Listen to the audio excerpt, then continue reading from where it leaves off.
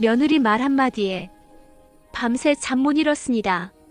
어머니, 요즘 왜 이렇게 간섭하세요? 그 말이 귓가에서 떠나지 않았습니다. 친구 표정 하나에 일주일을 속상해하고 자식 무심한 문자 하나에 가슴이 무너지고 이웃 아주머니 한마디에 식사가 목으로 넘어가지 않았습니다. 나는 왜 이렇게 사람 말에 약할까? 왜 작은 말 하나에도 이렇게 크게 흔들릴까? 평생을 사람들과 잘 지내려고 애썼습니다. 시어머니, 남편, 자식, 며느리, 친구, 이웃, 모두와 좋은 사람으로 남고 싶었습니다. 하지만 애쓸수록 상처만 깊어졌습니다. 가까이 다가가면 찔리고, 멀어지면 외롭고, 어떻게 해도 편하지 않았습니다. 이런 상황이 벌어진 데에는 아주 충격적인 이유가 있었습니다. 어느 날, 우연히 읽은 200년 전 독일 철학자 쇼펜하우어의 글 한 줄이 제 60년 인생을 한 방에 설명했습니다. 인간은 서로에게 가시 돋친 고슴도치다. 가까우면 찔리고 멀어지면 외롭다. 그래서 적당한 거리가 가장 따뜻하다. 그 순간 깨달았습니다. 나는 평생 너무 가까이 다가가려 했구나. 그래서 찔리고 또 찔렸구나. 여러분도 사람 때문에 밤잠 설쳐본 적 있으신가요? 말 한마디에 일주일을 속상해한 적 있으신가요? 댓글에 찔렸습니다라고만 남겨주세요. 오늘 여러분과 함께 이 가시에 찔리지 않으면서도 고독해지지 않는 법, 관계 때문에 덜 상처받는 법, 가장 쉽고 깊게 배워보겠습니다.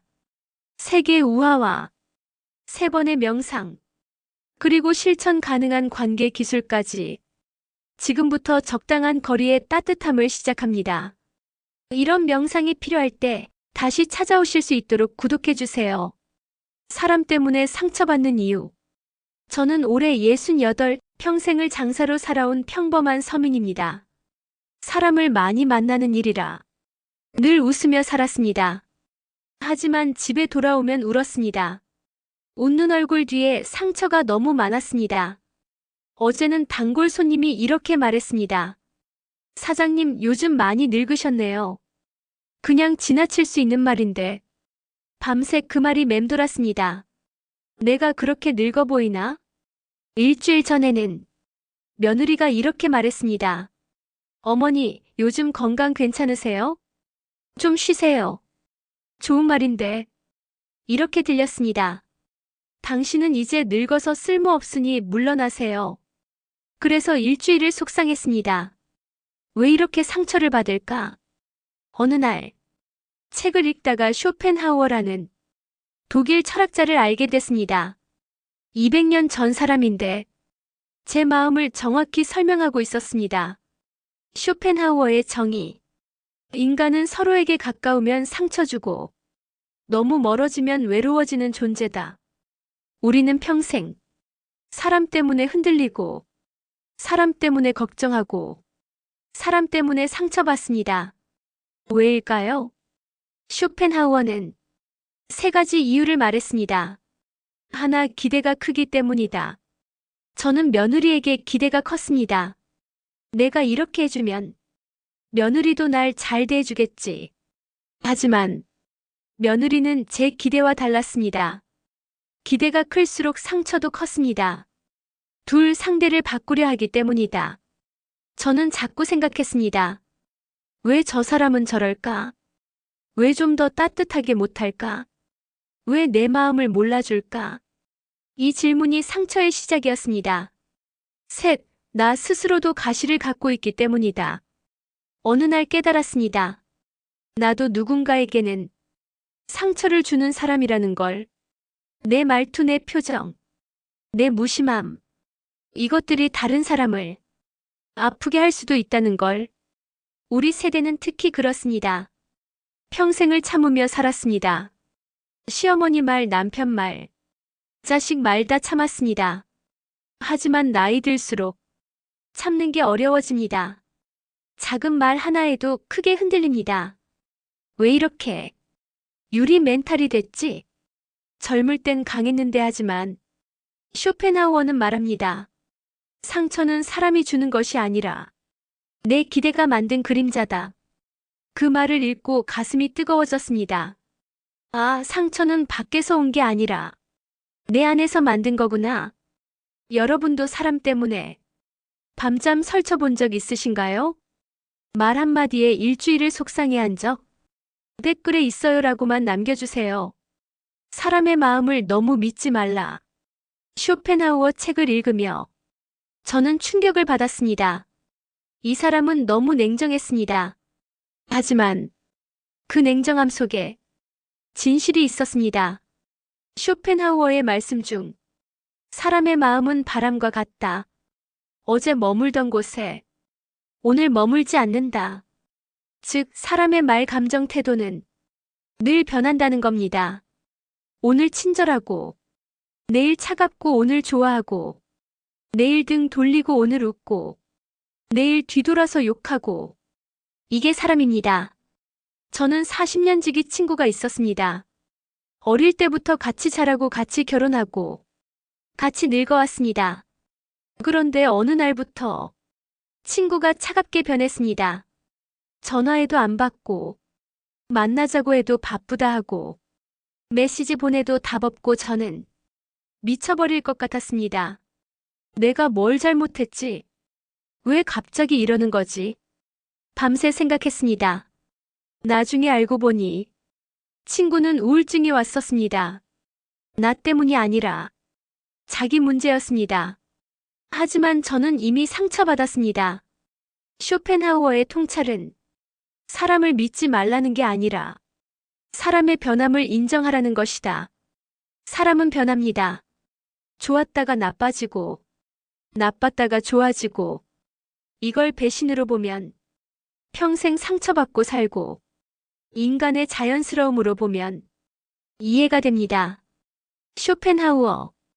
어느 제자가 스승에게 물었습니다. 스승님, 사람들은 왜 변합니까? 어제는 저를 좋아하더니 오늘은 차갑습니다. 어제는 친절하더니 오늘은 무심합니다. 왜 이렇게 변덕스럽습니까? 스승은 대답 대신 하늘을 가리켰습니다. 구름을 보아라.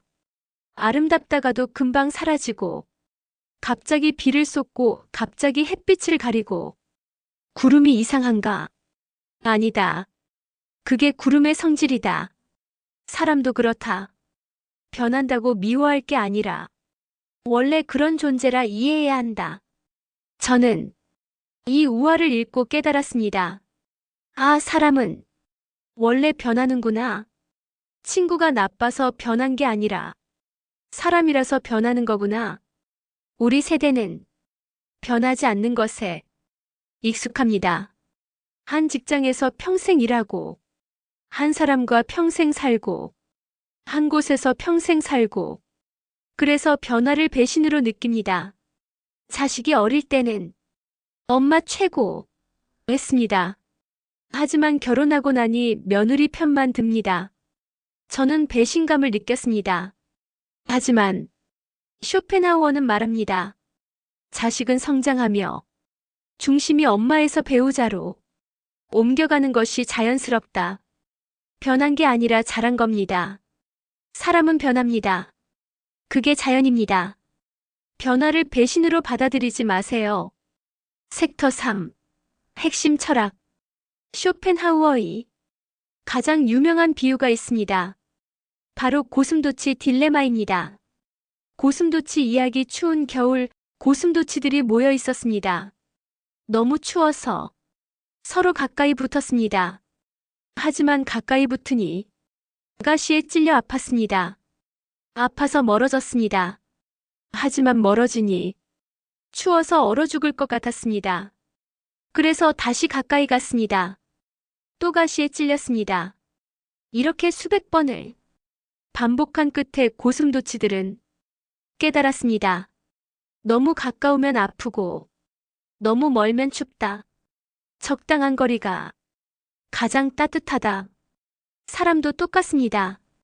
저는 평생 사람들과 너무 가까이 지냈습니다. 며느리와도 친구처럼 지내려 했고, 친구와도 가족처럼 지내려 했고, 이웃과도 매일 얘기하며 지냈습니다. 하지만 가까울수록 상처가 컸습니다. 며느리와 매일 통화했습니다. 뭐 먹었어? 손주는 괜찮아? 남편은 잘 챙겨? 처음엔 며느리가 좋아했습니다. 하지만 점점 귀찮아했습니다. 어머니, 저 바빠요. 저는 상처받았습니다. 내가 걱정해서 그러는데. 하지만 쇼펜하우어는 말합니다. 지나친 관심은 사랑이 아니라 부담이다. 쇼펜하우어는 관계에서 세 가지 거리를 말했습니다. 말의 거리. 말을 너무 깊게 하면 다치고 말을 너무 안 하면 멀어집니다. 정도 있는 말. 선 있는 대화가 중요합니다. 며느리에게 매일 전화하던 걸 일주일에 2번, 2번, 3번으로 줄였습니다. 그랬더니 며느리가 먼저 전화하기 시작했습니다. 감정의 거리. 내 감정을 모두 공유하면 상대가 부담을 느끼고 감정을 너무 숨기면 오해가 자랍니다. 중요한 감정만 적절히 나누는 게 중요합니다. 친구에게 제 모든 고민을 다 털어놓던 걸 멈췄습니다. 정말 중요한 고민만 나눴습니다. 그랬더니 친구 관계가 더 편해졌습니다. 기대의 거리. 기대가 클수록 상처도 큽니다. 기대를 줄이면 상처도 줄어듭니다. 실천 방법. 자식에게 기대하던 걸 내려놨습니다. 생일 챙겨주겠지. 명절에 노겠지. 용돈 드리겠지. 이런 기대를 내려놨더니 오히려 자식이 더 잘했습니다. 우리 세대는 거리라는 개념이 낯섭니다. 가족은 가까워야 하고 친구는 자주 만나야 하고 그게 사랑이라고 배웠습니다. 하지만 쇼펜하우어는 말합니다. 사람과의 거리는 멀수록 차갑고 가까울수록 위험하다. 중간이 가장 따뜻하다. 이제 함께 명상을 해보겠습니다. 편안하게 앉아주세요. 눈을 감습니다. 마음속에 나를 힘들게 하는 사람 한 명을 떠올립니다. 그 사람이 아주 가까이 있습니다. 숨이 막힐 정도로 가깝습니다. 이제 천천히 그 사람을 한 걸음 뒤로 물립니다. 조금 멀어집니다. 숨이 편해집니다. 또 한 걸음 뒤로 물립니다. 적당한 거리가 생깁니다. 이제 그 사람이 보입니다. 너무 가까우면 안 보이던 것들이 거리를 두니 보입니다. 숨을 들이쉬며 적당한 거리, 숨을 내쉬며 편안한 마음이 호흡을 10번 반복합니다. 천천히 눈을 뜹니다. 마음이 조금 편해졌나요? 너무 가까우면 아프고 너무 멀면 춥습니다. 적당한 거리가 가장 따뜻합니다. 상처를 덜 받는 관계 기술. 거리를 아는 것도 중요하지만 관계 기술도 필요합니다. 쇼펜하우어는 관계를 기술 스킬로 봤습니다. 마음이 약해서 상처받는 게 아니라 기술이 부족해서 상처받는다는 겁니다. 저는 이 말에 눈이 번쩍 떠졌습니다. 아, 관계도 배우고 연습할 수 있는 거구나. 관계 기술 3가지. 말을 가볍게 받아라.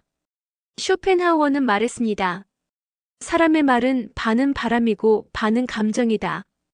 즉 상대 말 대부분은 순간 감정일 뿐 진심이 아니라는 겁니다. 며느리가 이렇게 말했습니다. 어머니, 요즘 왜 이렇게 간섭하세요? 저는 그 말을 100으로 받아들였습니다. 아, 내가 정말 간섭이 심한가 보다. 며느리가 날 싫어하나 보다. 밤새 울었습니다. 하지만 나중에 알고 보니 며느리는 그날 회사에서 혼났고 스트레스가 많았고 그냥 화풀이했던 겁니다. 실천 방법. 이제 저는 상대 말을 50으로만 받아들입니다. 아, 지금 좀 예민하구나. 오늘 기분이 안 좋나 보네. 이렇게 가볍게 받으면 상처가 절반으로 줍니다. 상대의 의도를 추측하지 말라. 저는 평생 사람 마음을 추측하며 살았습니다. 친구가 전화를 안 받으면 나한테 화났나? 내가 뭘 잘못했나? 나를 싫어하나?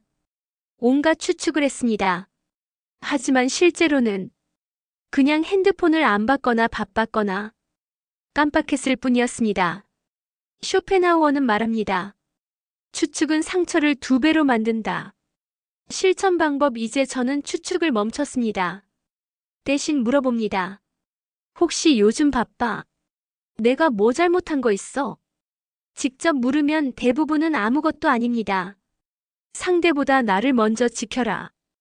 가장 중요한 기술입니다. 쇼펜하우어는 말합니다. 상대의 감정을 살피기 전에 내 감정을 먼저 돌봐라. 예전엔 항상 상대 기분 먼저 봤습니다.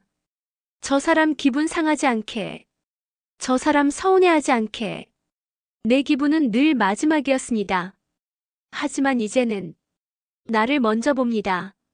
내가 지금 기분이 안 좋은데 억지로 만나야 할까?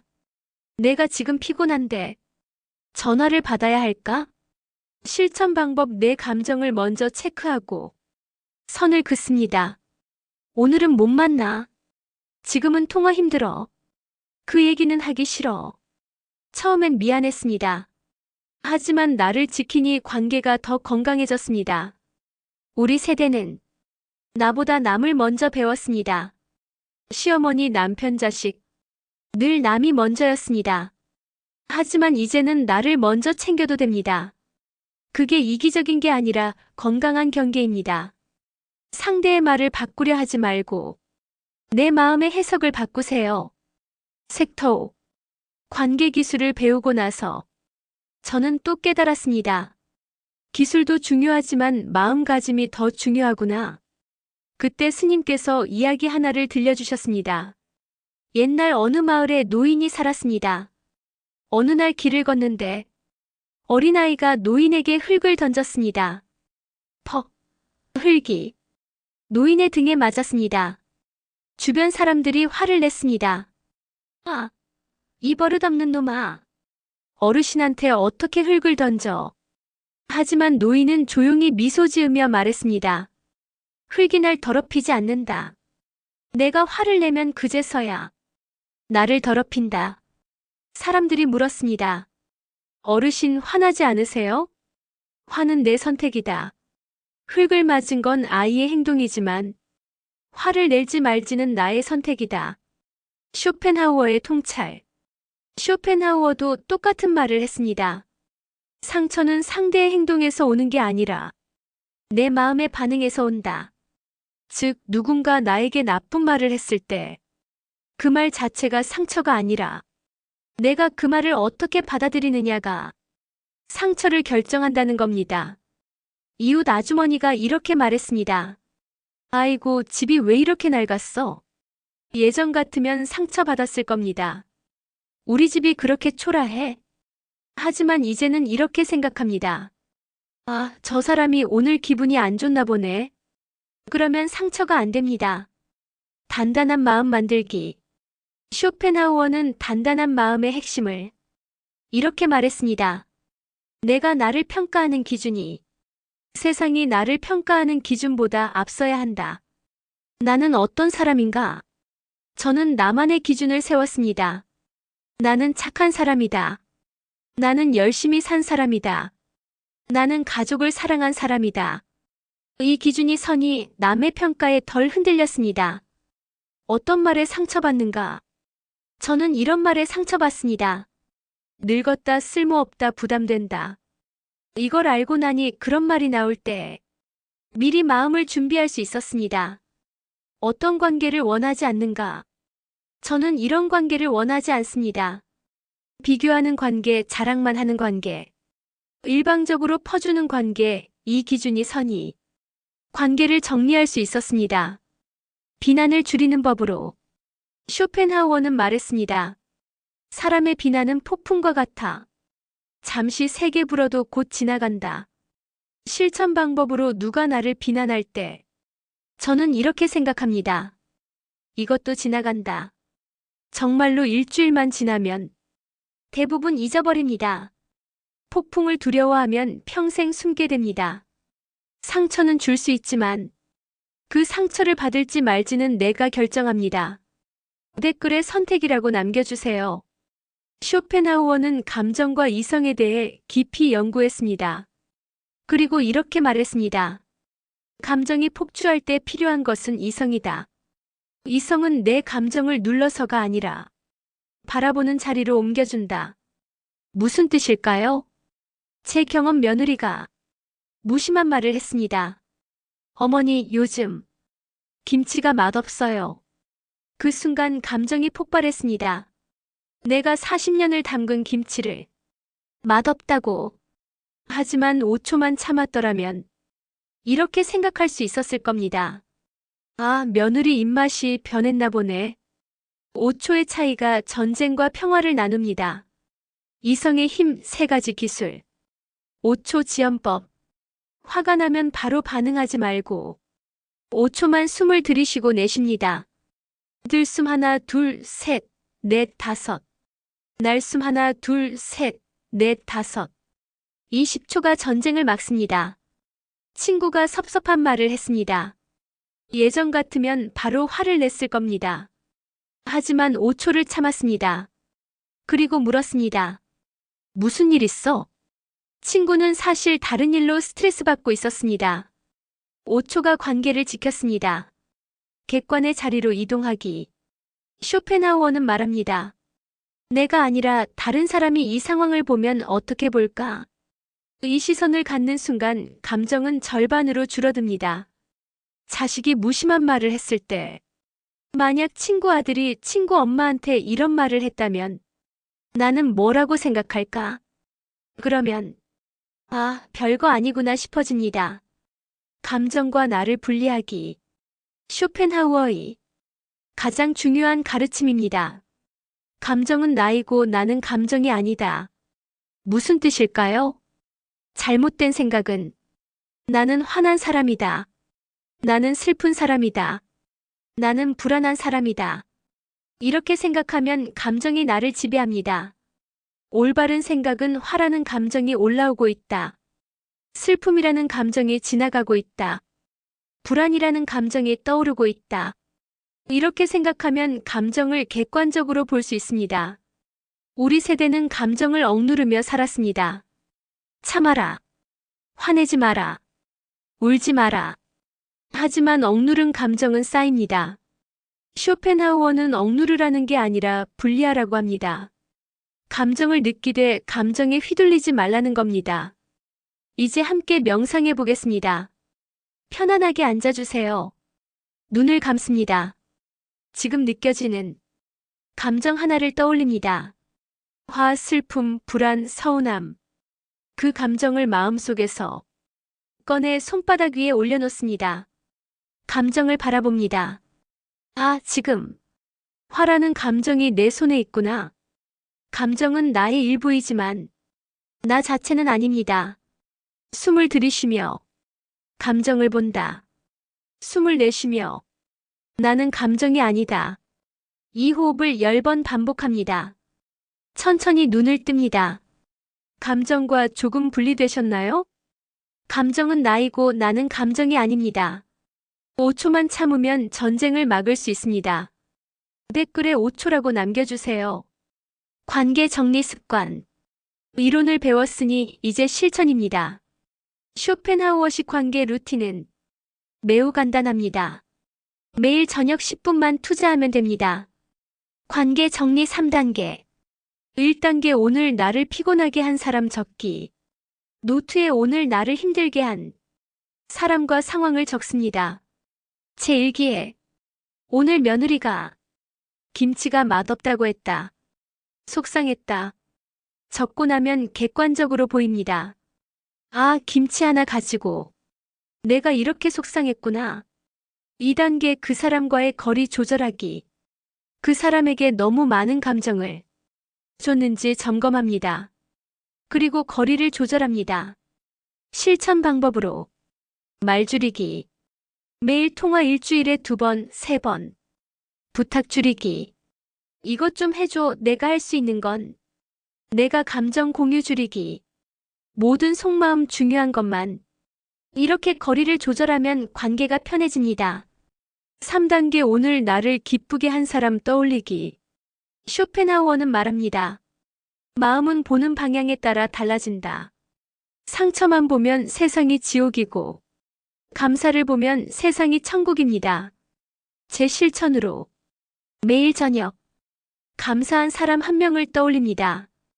오늘 손주가 할머니 사랑한다고 했다. 오늘 친구가 먼저 전화했다. 오늘 이웃이 반찬 나눠줬다. 이렇게 하루를 마무리하면 마음이 따뜻해집니다. 우리 세대는 감사보다 불평에 익숙합니다. 자식이 연락도 안 해. 며느리가 안 챙겨줘. 친구가 변했어. 하지만 감사를 찾으면 똑같은 하루가 달라 보입니다. 마지막 명상입니다. 편안하게 누워주세요. 눈을 감습니다. 오늘 나를 힘들게 한 사람 한 명을 떠올립니다. 그 사람을 머릿속에서 한 걸음 뒤로 물립니다. 또 한 걸음 뒤로 물립니다. 이제 그 사람이 멀리 있습니다. 마음속으로 말합니다. 이 사람의 감정은 나와 상관없다. 이 사람의 말은 나를 정의하지 못한다. 나는 나대로 괜찮은 사람이다. 숨을 깊게 들이쉬고 천천히 내쉽니다. 이 호흡을 3번만 반복합니다. 천천히 눈을 뜹니다. 관계가 조금 가벼워졌나요? 사람을 바꾸는 것이 아니라 내 마음의 거리를 바꾸면 고통이 사라집니다. 오늘부터 시작해보세요. 댓글에 시작이라고 남겨주세요. 상처받지 않는 사람이 되라. 이제 50분의 여정이 끝나갑니다. 오늘 우리는 쇼펜하우어를 통해 많은 것을 배웠습니다. 쇼펜하우어의 마지막 가르침. 최고의 행복은 타인의 방해를 받지 않는 것이다. 그리고 이어진 말. 인간은 고독을 두려워하지만 고독 속에서만 평안을 얻는다. 무슨 뜻일까요? 사람과 적당한 거리를 지키고 스스로의 마음 중심을 세울 때 비로소 관계가 편안해진다는 겁니다. 저는 6개월 전부터 쇼펜하우어의 가르침을 실천했습니다. 그리고 삶이 달라졌습니다. 변화. 며느리와의 관계가 편해졌습니다. 매일 통화하지 않으니 오히려 며느리가 먼저 전화합니다. 변화. 친구 관계가 가벼워졌습니다. 자주 안 만나니 만날 때 더 반갑습니다. 변화. 가장 중요한 변화는 나 자신과의 관계가 좋아진 겁니다. 남의 말에 덜 흔들리고 남의 평가에 덜 상처받고 나를 더 사랑하게 됐습니다. 오늘 우리가 배운 것.